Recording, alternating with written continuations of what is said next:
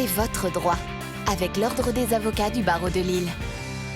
C'est votre droit sur Grand Lille TV, en partenariat avec l'Ordre des avocats du barreau de Lille. Aujourd'hui, nous accueillons Maître Zouhir Zahiri. Bonjour. Bonjour. Vous allez nous parler de l'embauche d'un étudiant étranger avec déjà une première question. Qui peut être concerné par la procédure de changement de statut pour passer d'étudiant à salarié ? L'ensemble des étudiants étrangers faisant leurs études en France qui ont un titre de séjour qui est en cours de validité. Mais il est vivement conseillé de commencer ces démarches plusieurs mois avant l'expiration de ce titre de séjour. Et d'ailleurs, j'interviens à la bonne époque de l'année sur votre émission, puisque les titres de séjour n'expirent pas toujours en septembre. Et les délais d'attente au niveau de la préfecture de Lille sont très importants pour obtenir un récépissé de l'ordre de 4 mois. Donc les étudiants étrangers qui nous regardent, par exemple ceux de la cité scientifique à côté, sont invités à se rendre à la préfecture de Lille pour le cas où ils voudraient travailler en France en septembre. Alors pour eux, justement, quelles sont les principales étapes de la procédure à respecter ? Tout d'abord, ils doivent se rendre personnellement à la préfecture du lieu de leur domicile pour obtenir une date de dépôt de dossier qui doit impérativement être complet. Et comme je viens de l'indiquer, cette date est obtenue dans un délai de 4 mois à peu près. Ce qui pose problème dans bon nombre de cas. Ensuite, ils doivent retirer des formulaires CERFA qu'ils remettent à leur employeur potentiel, qui va produire un certain nombre de documents et qui va remplir les formulaires et les signer, le contrat de travail ou l'offre d'emploi, un extrait cabis, etc.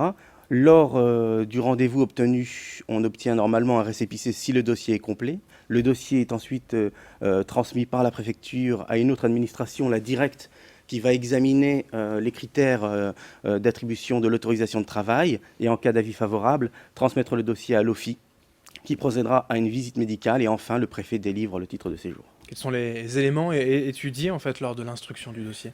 Alors l'adéquation tout d'abord de l'emploi au profil de l'étudiant. Donc, il faut bien sûr que ce soit en rapport avec les études qui ont été menées. Il faut que ces études normalement soient bien menées, donc on obtienne effectivement le diplôme qu'on était venu chercher en France. Il faut que la rémunération soit cohérente, c'est-à-dire sauf exception, c'est-à-dire sauf certains ressortissants étrangers, il faut que cette rémunération soit égale à 1,5 fois le SMIC. D'accord. Et on regarde également la situation de l'emploi en France, c'est-à-dire que l'employeur doit vérifier qu'il ne peut pas embaucher un Français ou un étudiant étranger qui est déjà, ou un étranger déjà autorisé à travailler en France. Alors il y a plusieurs difficultés, on l'imagine. Comment s'en prévenir ?